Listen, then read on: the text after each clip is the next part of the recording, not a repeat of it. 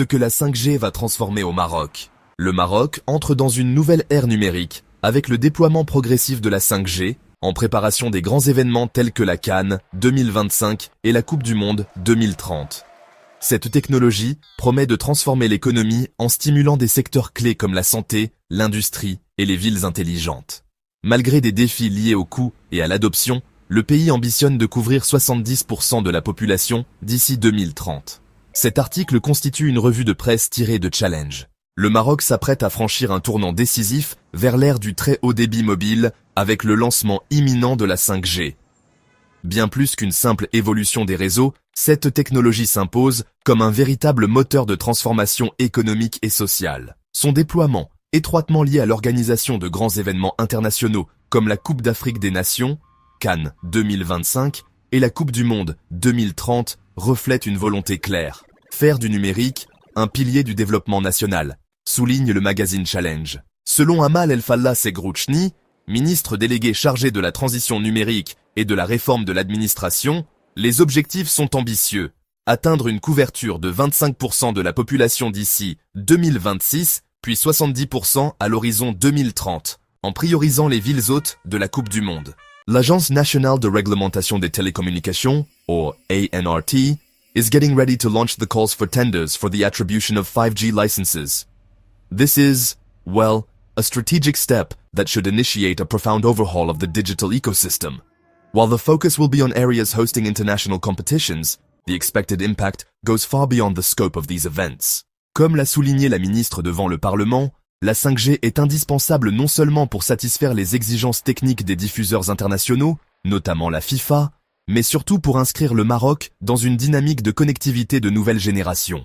Maroc Telecom Inouï et Orange Maroc ont déjà mené à bien leur phase de test. Ils n'attendent plus que le feu vert réglementaire pour lancer leur réseau. Cependant, une incertitude demeure, le coût des licences. Estimé à plusieurs milliards de dirhams, ce coût pourrait freiner les investissements si les conditions proposées ne sont pas jugées suffisamment attractives par les opérateurs. Ces derniers reconnaissent toutefois le potentiel transformateur de la 5G, à condition que les modalités de déploiement permettent une rentabilité à moyen terme. Il sera également nécessaire d'adapter les infrastructures existantes et de garantir la compatibilité des terminaux dans un contexte où de nombreux smartphones ne sont pas encore compatibles 5G. Au-delà du mobile ultra rapide, la 5G ouvrira la voie à de nouveaux usages à forte valeur ajoutée, notamment dans la télémédecine, l'industrie 4.0, l'agriculture connectée, les villes intelligentes, la réalité augmentée, le cloud computing, l'Internet des objets. Des études internationales ont démontré qu'une augmentation de 10% de la pénétration du haut débit mobile peut entraîner une croissance du PIB pouvant atteindre 2,5%. Le mardi 16 avril 2025, des sources diplomatiques rapportèrent que la France s'apprêtait à étendre officiellement ses services consulaires aux provinces du sud du Maroc, connues également sous le nom de Sahara marocain. Cette décision, bien que technique en apparence, a une forte portée symbolique et politique, notamment dans le contexte sensible du différend autour du Sahara marocain. Selon le média, le 360, un centre TLS Contact, prestataire chargé de la collecte des dossiers de visa pour les ambassades, ouvrira ses portes à La Ayoun dès le mois de mai 2025. Cette ouverture permettra aux habitants de La Ayoun, Dakhla et Es Semara, 3 villes clés des provinces du Sud, de déposer leur demande de visa Schengen localement, sans avoir à parcourir des centaines de kilomètres jusqu'à Agadir. À première vue, il ne s'agit que d'une extension administrative. Mais en réalité, ce geste représente une avancée diplomatique majeure, car il reconnaît implicitement la stabilité, la souveraineté administrative et l'importance stratégique de la région du Sahara marocain dans la relation bilatérale entre Rabat et Paris.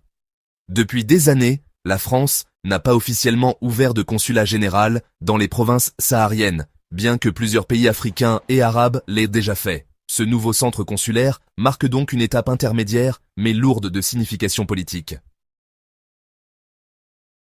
En plus de ce centre de visa, des discussions sont en cours pour l'ouverture d'un consulat général de France à La Ayoun et d'un institut français dans la région, renforçant la présence culturelle et linguistique.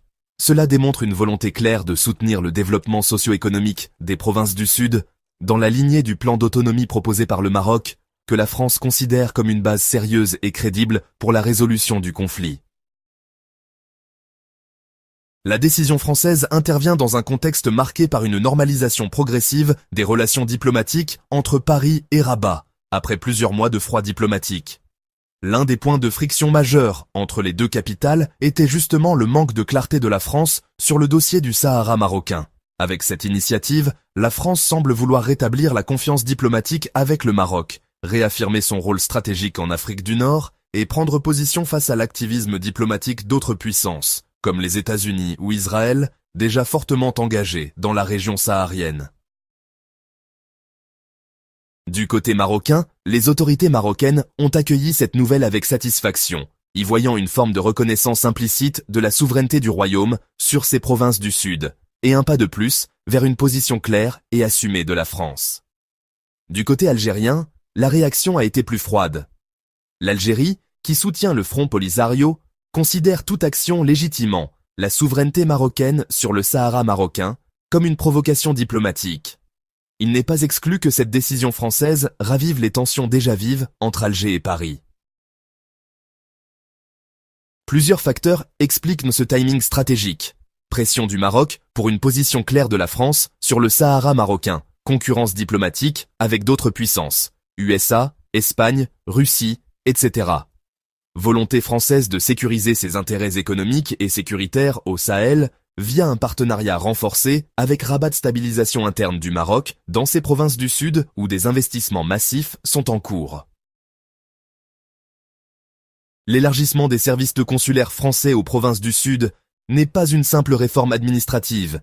Il s'agit d'un acte politique fort, traduisant une évolution progressive mais certaine de la posture française sur le conflit du Sahara marocain. Avec cette décision, Paris se rapproche de la position américaine tout en ménageant encore la forme. Mais sur le fond, le message est clair. La France reconnaît la centralité du Sahara marocain dans la souveraineté marocaine et cherche à s'aligner sur la réalité géopolitique de la région.